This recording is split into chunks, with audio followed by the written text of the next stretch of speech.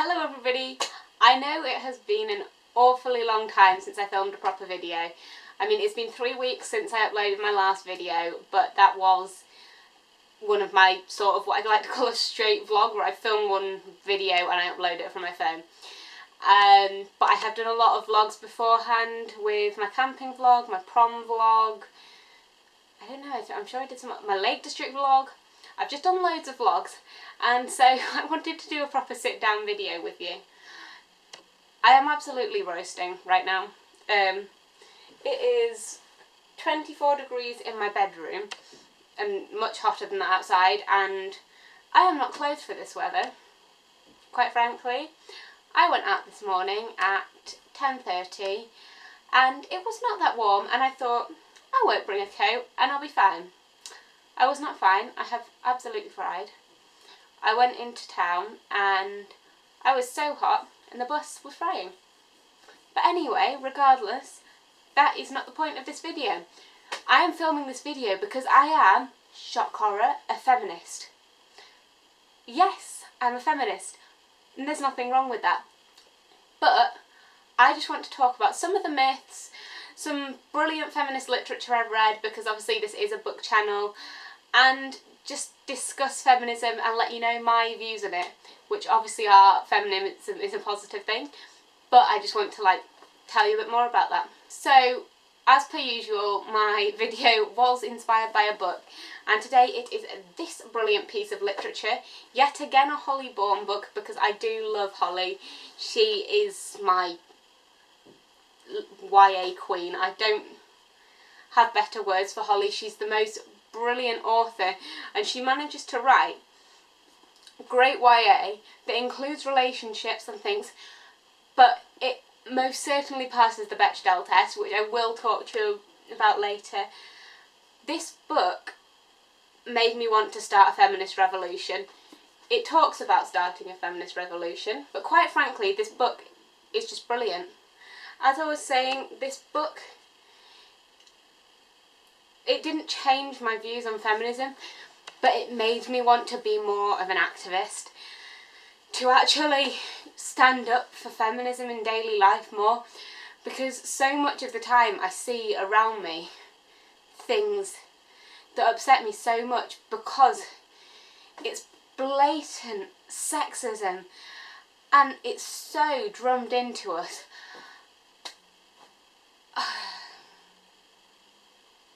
Feminism does not mean the superiority of women. Feminism means men and women being equal.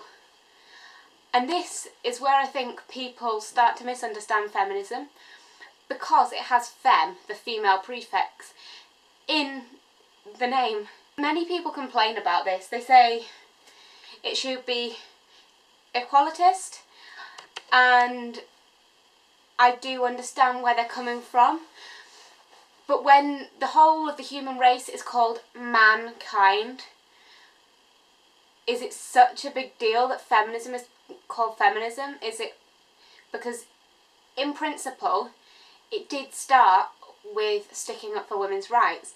Now feminism means sticking up for women's and men's rights, but originally with the suffragettes it was about women's rights. But feminism to me means sticking up for the rights of men as equally as the rights of women. One thing that really gets me, women are allowed to go around wearing trousers. Why is it unacceptable for men to go around wearing dresses? I don't know, answer that one for yourself, but I don't understand that, and I don't think it's fair. That's another issue for another time, and if anyone ever points out the issues with that to me, I will stand up for them, because men should have those rights that women have. Why is it that when men show emotion, they're told, stop being a girl? Is it seen as a negative thing to show some emotions that are usually more associated with females? Why is it acting like a girl, and why is acting like a girl a negative thing? I'm sure many of you have seen the campaigns, I think it's by Always on YouTube, Run Like a Girl, and young girls believe that run like a girl is a good thing. But older women, if they're told to run like a girl, they believe it means to run clumsily, to run badly. and it's seen as a negative thing to be a girl. Why? Just food for thought. Other than feminism being seen as this dirty word, what is there to say about feminism? And I think partially it is the stereotype of who can be a feminist. Recently there was a hashtag on Twitter, hashtag I Am A Feminist, and so many of my favourite authors, female figureheads for me, were on there, including Holly Bourne, and she was a brilliant one on there, but also I think it's Sarah Barnard, I don't know if that's the correct pronunciation, but they were talking about why they are a feminist, and I thought it was brilliant.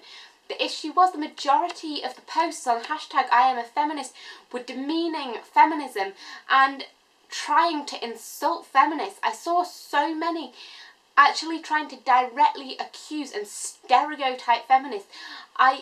One in particular sticks out in my mind, that it said, I'm going to find this for you, I want to get it correct.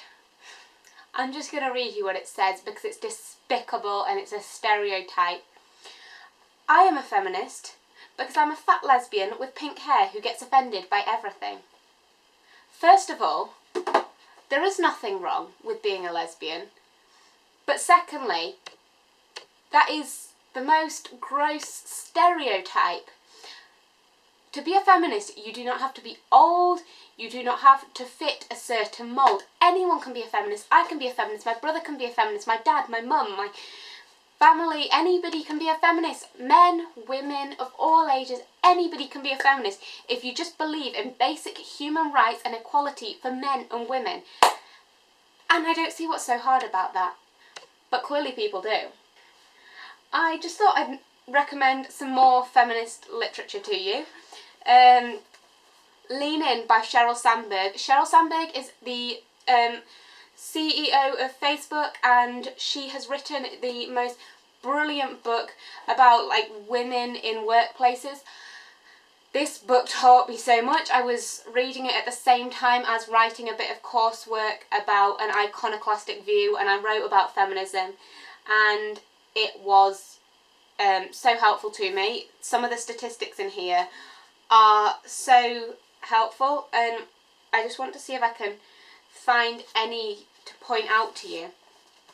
In 2010, so only 6 years ago, when many people believed that we had equality for men and women. In fact, on average, in America, women only earn 77 cents for every dollar a man made. Is that really fair? Why does Jennifer Lawrence earn less than her male counterparts when she is the star of the Hunger Games? That is another one that gets me. Just throwing some things in there for you to think about.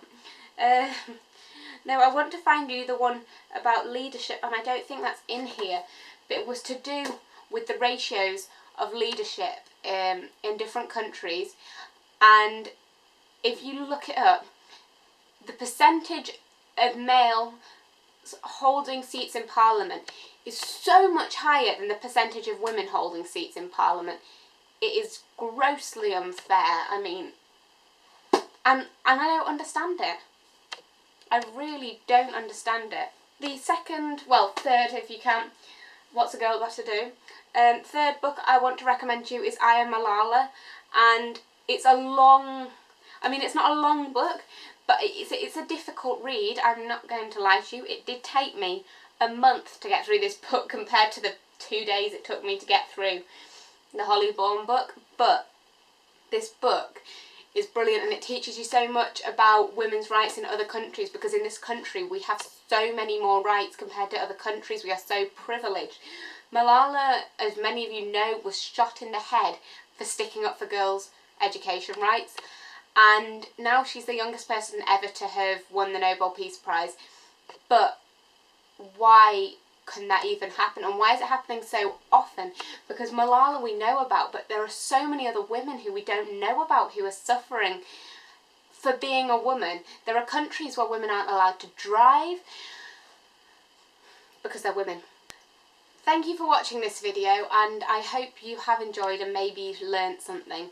And Please comment your opinions on the topic below, and I will make sure to respond to as many of you, especially if you have disagreeing viewpoints. I would like to know what that entails and explain to you my point of view. But I hope you've enjoyed the video. See you next time, and it's been so nice to make a proper video again. Bye!